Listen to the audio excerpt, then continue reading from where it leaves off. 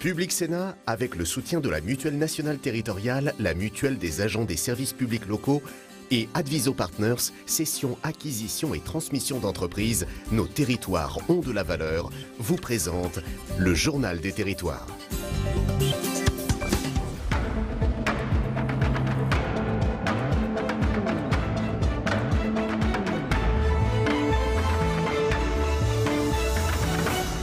Bonjour à tous, les grands débats dans nos territoires, émission spéciale aujourd'hui, suite aujourd'hui avec un nouveau déplacement du président de la République en Saône-et-Loire, vous le savez, et un débat avec des jeunes et des associations, comme vous voyez sur ces images. Nous poursuivrons notre tour de France des débats avec nos partenaires des télés locales.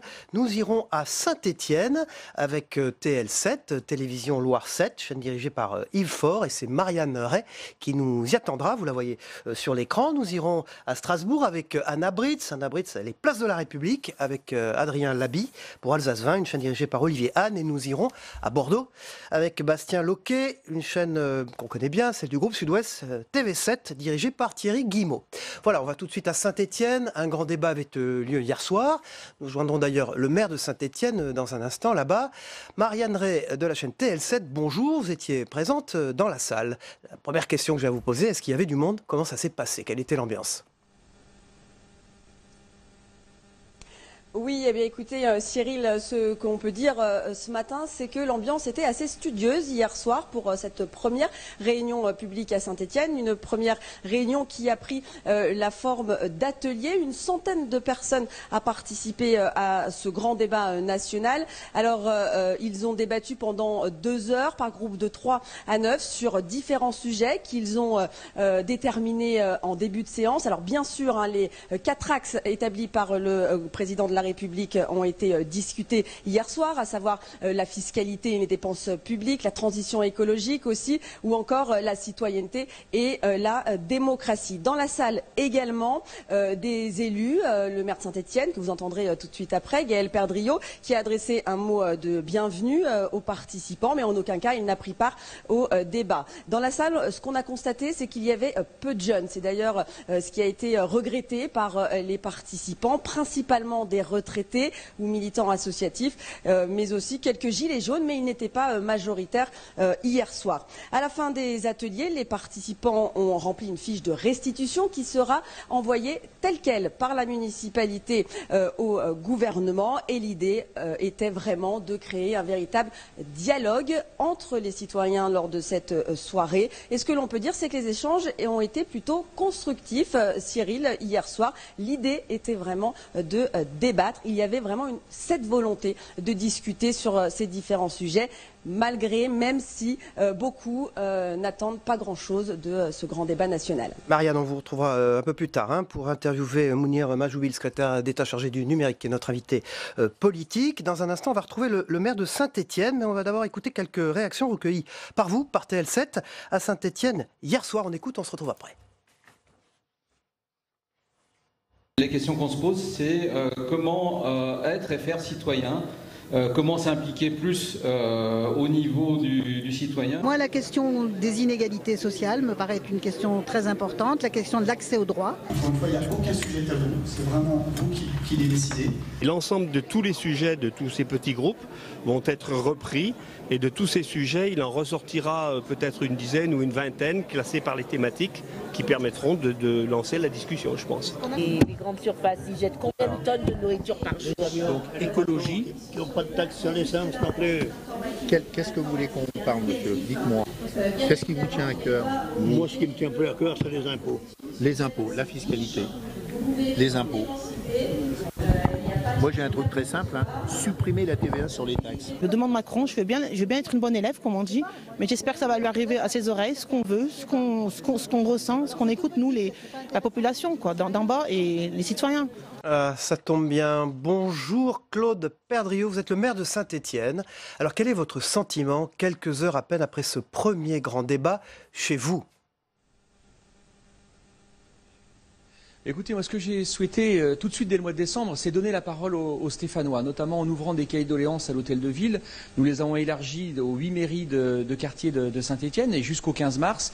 Et puis, répondre à la proposition du président de la République, parce que la situation que nous vivons dans le pays depuis mi-novembre, cette crise sociale extrêmement profonde, coûte très cher économiquement, on le voit pour nos commerces, nos entreprises, mais très cher également socialement. On voit bien qu'il y a quelque chose qui est en train de se casser entre l'État, le plus haut niveau, le président de la République et la population. Alors cette proposition de dialogue, le président de la République y croit. Moi je suis légitimiste, je suis républicain, démocrate, et donc nous avons mis à Saint-Étienne des moyens considérables pour qu'il puisse aller au bout de sa démarche et puis lui donner une chance de faire les propositions qu'attendent les Français. Nous avons mis en place à disposition gratuitement la bourse du travail pendant 120 créneaux horaires jusqu'au 15 mars, organiser 5 réunions publiques comme celle d'hier soir. Et je suis heureux de voir dans quel état d'esprit mes concitoyens participent à ces débats avec effectivement des discussions extrêmement touchantes parce qu'elles touchent leur quotidien et la réalité manifestement que le président de la République ne connaît pas, mais c'est en vérité, en sincérité, mais aussi avec une volonté vraiment de débattre de manière constructive et de déboucher sur quelque chose. L'attente est très très forte et j'espère que le 15 avril, date que s'est donné le président de la République pour donner une suite à ce grand débat, ne sera pas une déception. Gaël Perdriau, vous êtes le maire de Saint-Étienne. La droite dénonce une récupération de ces débats. C'est un président qui est déjà en campagne électorale. C'est votre sentiment? C'est ce qu'on entend du côté de chez Jean-Luc Mélenchon et à droite également. Gaël Perdriau. Écoutez, moi je crois que la situation de notre pays est trop grave pour rentrer dans des jeux politiciens. Bien sûr, moi non plus, je ne vois pas bien à quoi servent ces réunions 6 ou 7 heures, où d'ailleurs il n'annonce rien. Il ne fait que décrire des situations que les Français vivent. C'est ce qui me fait d'ailleurs un petit peu mal en le voyant faire. On a l'impression qu'il découvre véritablement ce que vivent des millions de Français. Ce travail-là, il aurait dû le faire avant l'élection présidentielle. Mais néanmoins, nous sommes aujourd'hui dans une impasse démocratique, une impasse politique, et je pense qu'il faut absolument que notre pays en sorte par le haut. Il y a des impératifs qui doivent dépasser les clivages politiques, et je pense que la situation de notre pays, inédite, avec un climat insurrectionnel que nous connaissons tout le week-end maintenant depuis plus de 2 mois et demi dans les grandes villes du pays, eh bien, doit trouver une issue. Elle ne peut être que politique, et j'espère simplement que le président de la République en fera quelque chose, parce que sinon nous allons avoir un printemps extrêmement difficile. Merci beaucoup Gaël Perdriau, vous êtes maire LR de Saint-Étienne, d'avoir été en duplex et en direct avec nous ce matin grâce aux moyens de TL7 Télévision Loire 7 avec Marianne Ray qu'on retrouve tout à l'heure un peu plus tard dans l'émission. Olivier Biscay, bonjour, merci d'être avec nous. Bonjour. Vous savez que cette émission est partenaire avec la presse quotidienne régionale, vous êtes un de nos plus gros partenaires, vous êtes directeur de la rédaction du Midi Libre, groupe des journaux de la Dépêche. On disait il y a un instant, les jeunes s'impliquent peu dans ce débat, c'est l'objectif d'Emmanuel Macron aujourd'hui qui sera en Saône-et-Loire de les impliquer. Comment les impliquer plus? Comment vous, patron de rédaction d'un grand journal, vous pourriez aider à cette implication? Je pense qu'il y a 2 sujets. En effet, ils ne sont pas dans les débats organisés par Emmanuel Macron, mais ils s'expriment quand même. J'ai assisté à des réunions à Montpellier, au cœur de certains quartiers, où des associations ont invité les jeunes à évoquer des sujets qui les concernent. Quand on regarde les thématiques évoquées par le président de la République, comment un jeune de 18 ou 20 ans peut évoquer la fiscalité, la démocratie locale, la TVA? Honnêtement, je ne suis pas certain que ce soit les sujets principaux. Ils veulent parler d'emploi, d'éducation, de leur rôle au sein de la société. Donc on a pris le parti à Midi Libre d'organiser un certain nombre de débats. On en fera 6 tout au long de ce mois de février. Ce que vous voulez, il y a marqué derrière vous. En effet, c'est la une de Midi Libre il y a quelques jours. On va les impliquer, ces jeunes-là, et on organise d'ailleurs une soirée nouvelle génération, à la fois avec des associations, des jeunes chefs d'entreprise qui vont parler de leur avenir. Un maire comme Gaël Perdriau, finalement, je vais y arriver, qui s'implique lui-même, qui organise des débats. C'est le cas de Philippe Sorel qu'on a rencontré la semaine dernière. Il est venu, il était en duplex sur ce plateau grâce aux moyens de Via Occitanie. C'est important qu'il conduise les débats sans trop s'impliquer. On ira à Bordeaux voir ce que fait Alain Juppé. Comment vous voyez ça, vous? Moi, je crois que l'élu doit être en retrait. Je pense que là, on voit bien que les citoyens ont besoin de s'exprimer. Et d'ailleurs, ce qui est intéressant, c'est quand on leur donne la possibilité de le faire, ils le font. Mais ils ne veulent pas que ça soit cornaqué, ils ne veulent pas que ça soit finalement pour rien. Donc il faut qu'il y ait des médiateurs. Là aussi, ça peut être des jeunes chefs d'entreprise, ça peut être des chambres de métier. Il y a de plus en plus de chambres de commerce qui, dans l'Hérault, dans le Gard par exemple, dans ma région, eh bien, s'impliquent, organisent des débats. Mais le maire est en retrait. Il est aussi un des acteurs en s'exprimant, en répondant aux questions, mais pas en organisant forcément les débats. C'est ce que nous a dit Gaël Perdriau. À Saint-Étienne, on continue. Vous parliez des chefs d'entreprise. Ils sont eux aussi se sont emparés de ce grand débat. Ils souhaitent faire des propositions, comme le montre ce reportage de nos partenaires de Télé Nantes. On regarde ensemble, on se retrouve après. Des échanges animés, des confrontations de points de vue, le grand débat s'est invité parmi les chefs d'entreprise de Loire-Atlantique. Ils sont artisans boulangers, directeurs industriels ou dans l'immobilier. À chaque table, sa thématique. Ce qui se débat à cette table, c'est par une des grandes questions du grand débat, c'est-à-dire celle sur la transition écologique. Là, nous sommes en train de discuter autour de la fiscalité et du fonctionnement de la dépense publique. On a tous, en tant que chef d'entreprise, des ambitions, des envies, des réflexions, mais on n'est pas forcément sur la même longueur d'onde. Et c'était là tout l'enjeu initié par la CCI, recueillir les propositions des citoyens entrepreneurs du département, et ce dans toute leur diversité et parfois leur divergence. On est vraiment là pour dire qui exprime quoi, qu'est-ce qu'on a envie d'exprimer, remonter l'avis des chefs d'entreprise de manière la plus exhaustive possible. On va ensuite envoyer ça sur tout le territoire pour que les chefs d'entreprise puissent se positionner par rapport à ça. Et là, on sortira un avis plus global avec probablement plusieurs centaines de contributions. Baisser l'impôt sur les sociétés, voire le supprimer, ne pas rétablir l'ISF, réduire les charges sociales ou encore accompagner les entreprises dans la transition écologique. Voici quelques exemples des propositions qui ont émané de ces échanges. Des mesures qui faciliteraient l'action des entreprises, mais qui pour beaucoup sont éloignées, voire opposées à celles des Gilets jaunes. Alors comment les élus vont-ils concilier les deux ? Ça fait partie des règles du jeu du débat, c'est de confronter les idées, les points de vue. On ne pourra pas dire oui à tout, c'est évident, et ça a été dit dès le départ, les règles du jeu étaient claires, mais les réponses seront formulées. Les résultats des échanges seront envoyés à toutes les entreprises du département. Ensuite, la CCI les déposera en préfecture. Voilà, émission spéciale ce matin. On continue notre tour des régions au plus près des débats, du grand débat national. Anna Britz de la chaîne Alsace 20 est à Strasbourg. Elle nous attend sur place. Elle est place de la République avec Adrien Labi. On va vous retrouver dans un instant. Anna, les Strasbourgeois se sont déplacés en masse pour débattre. L'un des thèmes qui a été mis en avant, c'était la transition énergétique. C'est un reportage donc signé d'Alsace 20 de Cécile Motz. On regarde ensemble, on se retrouve après en Alsace. La transition énergétique, c'est le sujet. Les gilets jaunes ne sont pas les feignants de notre société. Ce sont ceux qui travaillent et qui aimeraient pouvoir le faire. Je suis cadre de banque, messieurs, dames.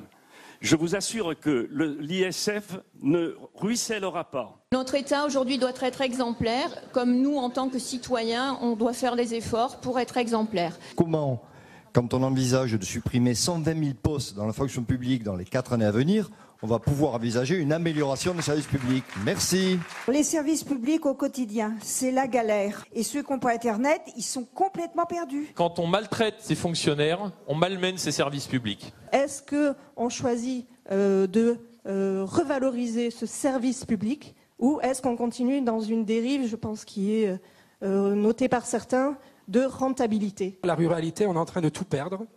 Et je ne parle pas des petits villages qui, eux, ont déjà tout perdu et qui sont en train de perdre leur mairie avec des fusions, des hypercommunes. Et il n'y a pas de conscience collective européenne, donc il faudrait se rendre compte qu'on n'est pas très efficace. Oui, monsieur, voilà. Je crois qu'on est en fin de débat. Nous ne sommes pas d'accord sur tout et c'est ce qui fait la richesse du débat et au contraire, vous en demandez encore, donc je trouve ça plutôt intéressant. Je vous rassure, je ne vais pas intervenir dans le débat. Voilà. J'ai écouté, j'ai mon point de vue de citoyen aussi sur beaucoup de choses qui ont été dites. Simplement, je voudrais me réjouir de la qualité de ce débat. Voilà, ne vous inquiétez pas, Anna Britz, c'est Alain Juppé qu'on a vu à la fin de ce reportage, qui était un reportage fait à Bordeaux à l'occasion du grand débat qu'Alain Juppé a lancé. Mais on va revenir à Bordeaux tout à l'heure. On parle avec vous un peu de ce qui se passe à Strasbourg.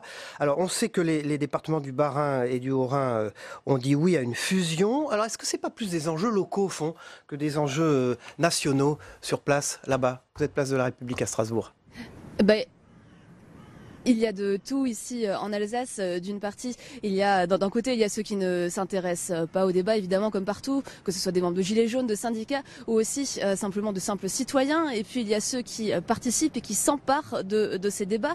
On peut dire qu'il y a environ 70 débats qui ont déjà été organisés soit qui ont été organisés, soit qui sont planifiés d'ici le 15 mars en Alsace.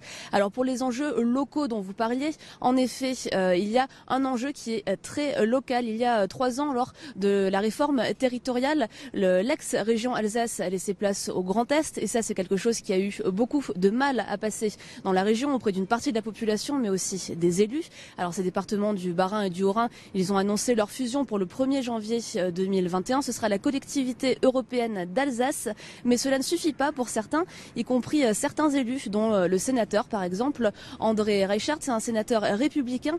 Il a créé un mouvement pour l'Alsace au mois de janvier et il appelle les Alsaciens à s'emparer de ce grand débat national pour faire remonter leur volonté d'une région Alsace qui reviendrait à ses compétences d'il y a 3 ans. Un petit mot sur l'ambiance, alors puisqu'on n'a pas pu voir le reportage, on vient de voir des images là. Pendant que vous parliez, quelle est l'ambiance? C'est très courtois, comment ça se passe? Voilà, alors parmi les gens qui participent au débat, donc il faut noter d'abord que ce sont des débats qui sont essentiellement organisés par des élus. Alors ça peut être des députés de la majorité En Marche, on le voyait peut-être en image, c'était le député Thierry Michels. Il y a également des maires qui organisent ou qui mettent leur salle à disposition. Et puis de plus en plus, on constate quand même ces derniers jours que ce sont des associations et des citoyens qui s'en emparent. Et là, il y a 3 choses qui ressortent de ces débats. La première, c'est que la plupart des participants sont plutôt contents d'avoir cet espace d'expression. Mais la suite, ce sont 2 réserves. La première, eh bien, elle tient à cette forme finalement parfois assez rigide, assez codifiée de ces débats, et puis surtout aussi à l'affluence qui fait qu'il est très difficile de débattre. Donc ça, c'est le premier point. La première réserve, c'est plus un empilement de constats et d'idées. Et puis la deuxième réserve, la plupart des participants, voire l'écrasante majorité, se demandent tous qu'est-ce qui va en ressortir, qu'est-ce qui va être fait avec ces synthèses. En bref, à quoi ça sert? Merci Anna Britz. En direct de la place de la République à Strasbourg. Évidemment, on vous retrouve pour l'interview de l'invité politique tout à l'heure, Mounir Majoubi, secrétaire d'État chargé du numérique. Merci d'avoir été en duplex et en direct. Olivier Biscay, vous dirigez la rédaction du Midi Libre, vous êtes notre invité ce matin, vous représentez évidemment la presse quotidienne régionale. Est-ce que le courrier des lecteurs, au fond, de la PQR, de la presse quotidienne régionale, des grands journaux comme le vôtre, ça n'a pas été au fond une manière de prendre le pouls avant que ce grand débat national n'existe? Est-ce que les préoccupations n'étaient pas déjà présentes dans ces courriers de lecteurs de ces journaux? Ouais, c'est assez vrai, Cyril. C'est vrai que déjà dans nos courriers de lecteurs, on avait... Alors on ne parlait pas de gilets jaunes évidemment, mais on parlait déjà d'emploi, de fiscalité, de représentation locale et nationale. Et d'ailleurs, quand on a lancé nous-mêmes notre plateforme, le grand débat national, au sein du journal, sur le site et dans le journal, nos courriers de lecteurs ont explosé littéralement. On est passé de 10 par jour à 30 ou 40 parce que les lecteurs voulaient s'exprimer et autour des thématiques qu'on a évoquées, hein, emploi, fiscalité, démocratie locale et puis l'énergie. Pas d'autres sujets. Hein. Alors vous avez super bien réussi, parce que je vais souvent sur le site, la conversion numérique de Midi Libre. Est-ce que ce grand débat national, au fond, c'est l'occasion d'un bond en avant aussi pour tout ce monde numérique qui est attaché maintenant à la presse quotidienne régionale? Oui, c'est absolument, c'est vrai. On a lancé une plateforme sur le site midilibre.fr, le grand débat national, le grand débat, où les internautes, les lecteurs peuvent s'exprimer. On a des experts, on a des vidéos, on a multiplié... Vous avez des modérateurs? Est-ce que vous voyez des choses un peu... Alors oui, on a évidemment une plateforme, un desk, comme on dit, une équipe qui modère les commentaires, puisqu'on peut tout avoir dans ce type de commentaires. Mais on est vraiment resté sur les thématiques avec une idée. Faites-nous des propositions, donner des idées, essayer d'apporter des solutions plutôt que de dénoncer et d'en rester au constat que nous connaissons tous et que nous partageons. On va se rendre à Bordeaux maintenant, Olivier Biscay. Vous restez avec nous, bien sûr. C'est une ville où la contestation et les violences ont été très fortes ces dernières semaines. Un grand débat a été organisé. On a vu des images tout à l'heure avec la présence d'Alain Juppé. Bastien Loquet, bonjour, merci d'être avec nous en direct de TV7, la chaîne du groupe Sud-Ouest. Alors, il y a eu une vraie implication d'Alain Juppé dans ce grand débat. On a vu des images d'Alain Juppé. Il s'est vraiment impliqué ou il a juste inauguré les choses et s'est retiré? Alors effectivement, ce que vous avez eu tout à l'heure à l'antenne, c'était effectivement le premier grand débat organisé par Bordeaux Métropole. C'était au sein de l'Athénée municipal et effectivement, Alain Juppé est venu assister à l'ensemble des débats. Il a ouvert des débats en présentant un petit peu ce qui allait se passer sans s'impliquer. Et ensuite, effectivement, vous l'avez vu, il a réagi, mais de façon tout à fait, j'allais dire, anonyme, avec un système de carton jaune, rouge, ouvert en fonction de s'il était d'accord ou pas. Donc il a participé de façon citoyenne, on va dire, à ce débat. Un débat qu'il a conclu juste en remerciant effectivement de la qualité de ce débat qui a duré à peu près 2 heures et qui était centré sur tout ce qui était service public et organisation de l'État. Bastien Loquet, pourquoi Bordeaux a-t-elle été une des villes où les violences ont été les plus fortes? Ça, c'est la première question. Et tout de suite derrière, évidemment, est-ce que vous pensez que ça va s'arrêter dans les prochains samedis? Alors écoutez, c'est la question que tout le monde se pose un petit peu ici. Pourquoi Bordeaux est devenu l'un des centres névralgiques de la protestation des Gilets jaunes? Les idées et les propositions, j'allais dire, sont multiples. D'abord parce que Bordeaux est peut-être un des symboles de ce que dénoncent justement les Gilets jaunes, à savoir une ville qui a grandi très vite, où les prix de l'immobilier, on l'a évoqué à plusieurs reprises, ont littéralement flambé et où effectivement peut-être il y a ici, peut-être plus qu'ailleurs, cette faille qui s'agrandit de plus en plus entre la ville-centre et tout ce qu'il y a autour de cette agglomération bordelaise, avec des difficultés de plus en plus importantes pour les gens d'habiter, de se déplacer.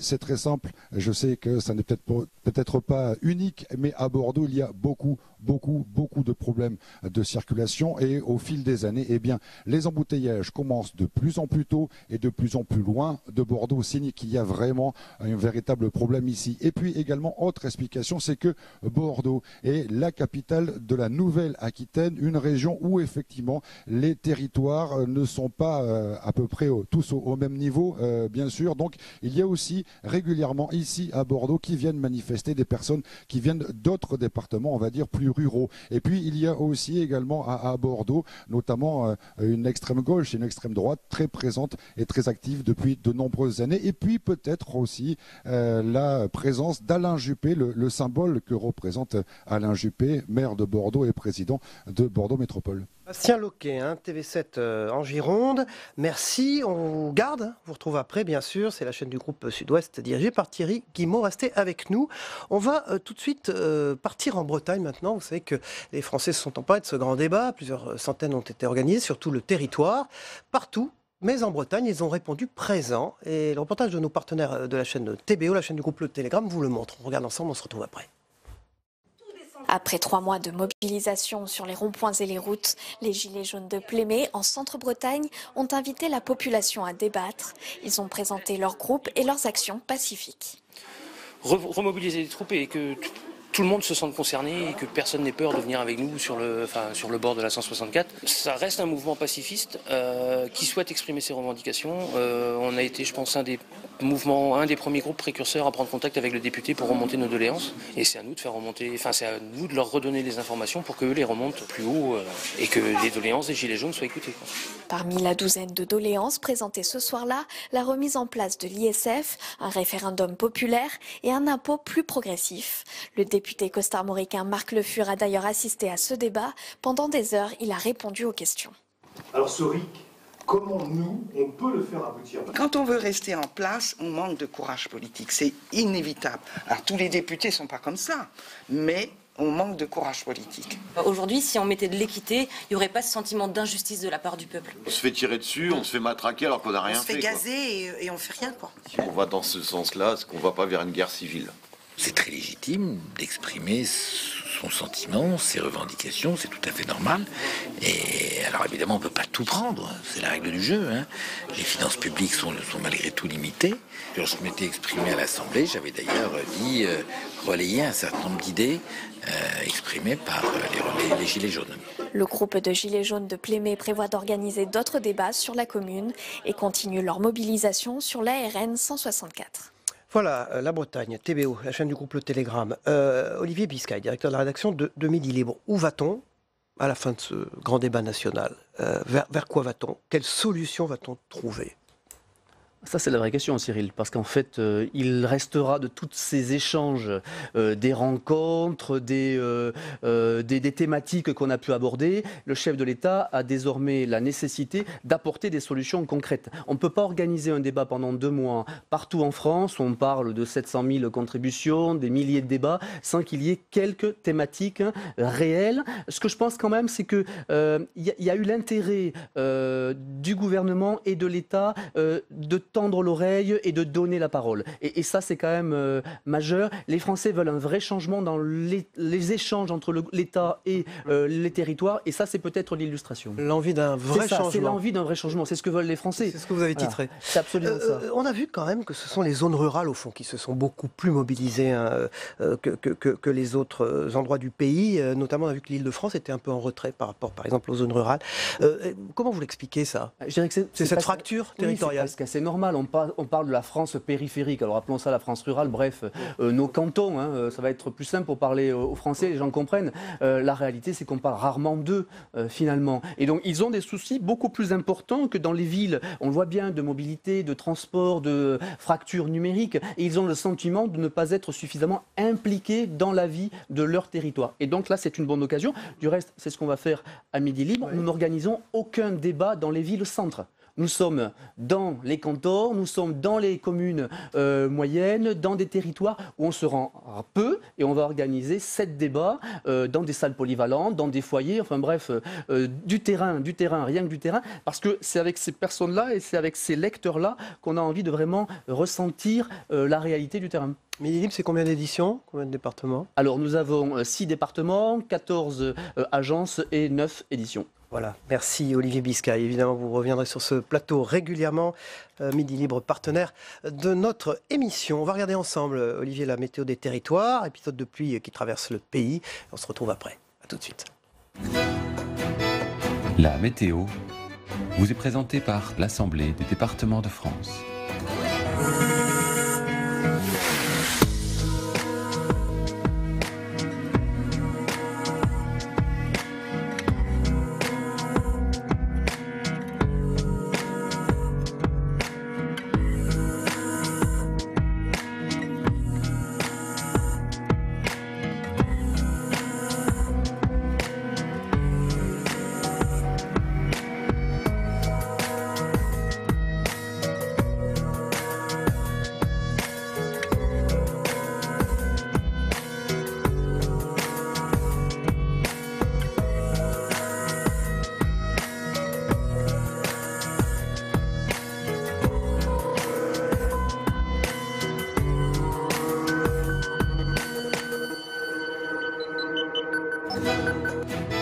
C'était la météo avec l'Assemblée des départements de France. Ça va. Voilà, Mounir Majoubi sera notre invité politique. Il est là dans quelques minutes sur le plateau de Territoire d'Info en direct, le secrétaire d'État chargé du numérique. Tout de suite, c'est le Zap Monde. On va quand même regarder ce qui se passe du côté du monde avec notre partenaire TV5 Monde. On regarde ensemble, on se retrouve après avec l'invité politique. À tout de suite.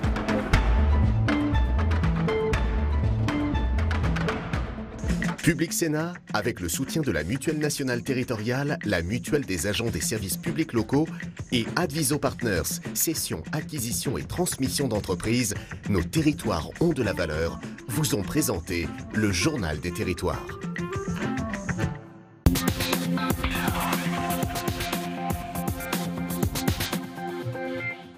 L'Amérique du Nord grelottait ces jours-ci, avec des températures en deçà des moins 50 degrés Celsius. Le président Trump avait ironisé sur Twitter. Que se passe-t-il avec le réchauffement climatique, avait-il demandé. La NASA lui répond avec son rapport publié mercredi. Le réchauffement climatique est très important. On le voit non seulement avec les températures, mais aussi avec l'augmentation du niveau des océans, les inondations, les pluies torrentielles, les vagues de chaleur, sans oublier les changements dans les écosystèmes. Pour le président du Conseil européen, les conséquences du Brexit n'ont pas été prévues. Une place spéciale devrait d'ailleurs être réservée aux Britanniques, une place en enfer. Je me demande à quoi cette place spéciale en enfer ressemble pour ceux qui ont fait la promotion du Brexit sans même l'ébauche d'un plan pour le réaliser en toute sécurité. Le gouvernement de Nicolas Maduro a tout préparé. Non pas pour accueillir l'aide humanitaire, mais pour empêcher son entrée dans le pays. De l'autre côté de la frontière, face à la pénurie de médicaments et au coût de la vie qui ne cesse de grimper, les Vénézuéliens attendent impatiemment l'aide humanitaire. La décision du gouvernement de bloquer l'aide me dérange. Cela dérange la majorité des Vénézuéliens, je crois. Que vous soyez dans l'opposition ou pro-Maduro, imaginez, vous avez un enfant, il tombe malade, vous ne trouvez pas de médicaments et il meurt. 6 avril 1994, l'avion du président rwandais Juvenal Habyarimana est abattu. Le chef de l'État rentrait d'Arusha en Tanzanie où il venait de signer un accord politique avec les rebelles Tutsis. Quelques heures plus tard, le génocide des Tutsis du Rwanda commence. Il fera plus de 800 000 morts en 100 jours seulement. Depuis 25 ans, l'État français soutient la thèse qui impute aux rebelles Tutsis la responsabilité de cet assassinat, perpétré pour prendre le pouvoir. Une thèse contredite par une note du service de renseignement extérieur français, révélée par des journalistes d'investigation de Radio France et du site d'information Mediapart. Les services secrets français avaient établi que l'hypothèse la plus probable quant aux responsabilités derrière l'attentat, c'était précisément les extrémistes Hutus. Des extrémistes prêts à tuer un des leurs pour ne pas voir l'influence de leurs ennemis s'étendre.